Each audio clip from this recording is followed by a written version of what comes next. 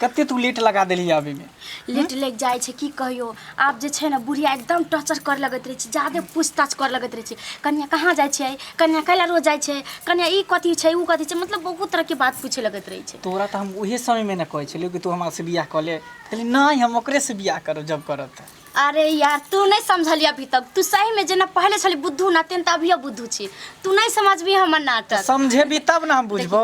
बियाह जे हम आई लेल क लेलिए कि लड़का जे छे कनी अमीर छे सब कुछ छे एकरा पास में एकरा माई के बहुते जेवर छे त कुछ दिन एकरा घर में रहबै आ सारा जेवर तेवर जत्ते पैसा करी से सब निकाल के फिर दोनों आदमी आजाद भ जेबै। लेकिन केना हैं जब तक ई जे कांटा रहतो हमरा दोनों के बीच के तोर घर वाला तब तक केना निकल के पार भ जेबही से त ठीके कहै छी हमर दुल्हा त एना रही छे हमरा परछाई बन के रही छे एको सेकंड के लिए हमर साथ छोड़े नहीं चाहे छे आ ओकरा रहते हुए भाई का शादी करना है आ चाहे दोनों आदमी भगना है नहीं हुआ सको नहीं भ सको तै द्वारे इहन प्लान बना हाँ। कि ओकरा सीधे खत्म कर दिए आ त एगो काम किया नहीं करे छे।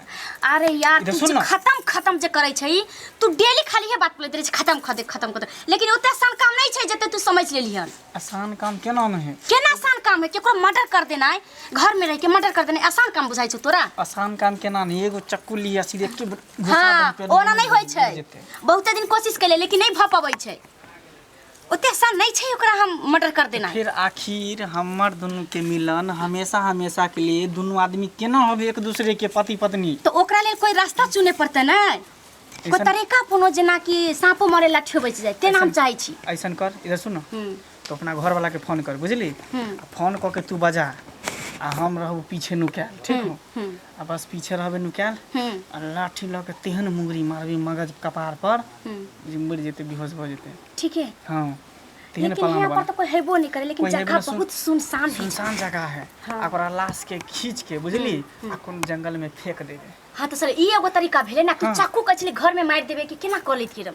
अच्छा ठीक छे तू हमरा साथ छई त हमरा हिम्मत बनले की हिम्मत की पूरे हिम्मत हमर पूरा बुझी हिम्मत तोरे साथ हो। चल ठीक है दोनों आदमी के एक होय के लिए तो कुछ करबे कर पड़ते ना। ठीक छे हम फोन करे छी कुछ पावे के लिए कुछ खोबे पड़े। हाँ वो तो ठीक है हम तो एक रत्ती ने हुनका चाहे छिए लेकिन की करे मजबूरी छे आ ओकरा रहना भी घरे मजबूरी छे क्योंकि ओकरा पास पैसा बहुते छे जेवर जेवरा सब छे आ जमीन देखै छी बहुते छे अगर मार देबे त फिर जमीन इधर सुन ना ओकरा मार के फटाक सन ओकरा सियाही में लगा के अंगूठा के फटाफट कागज पर मार ली हम जल्दी फोन कर। हम फोन करे छी फोन कर। हेलो रुको ना बात कर देना। हाँ कत छिए कहलन कि जे कनी बाजार चलती साथे आ यहाँ साथे बाजार घूमे के हमरा मन करैया। हाँ त आबू ना हम ने रास्ते पर छी।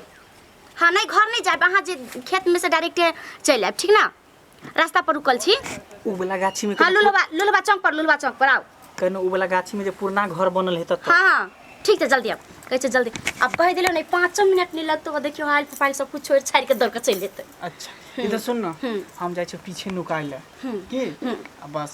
हाँ एकदम तू चल चल निकाल चल ठीक है ये रास्ता छे अगर इधर मार के फेंक देबे तो कोई जानबो नहीं करते हम एकरा से बहुत प्रेम करे छे लेकिन की करू बजर खसुआ हमर माय बाप नहीं समझल कि जबरदस्ती बियाह कर के नहीं हम एकरे साथ रह उनका साथ हम रह नहीं सकली।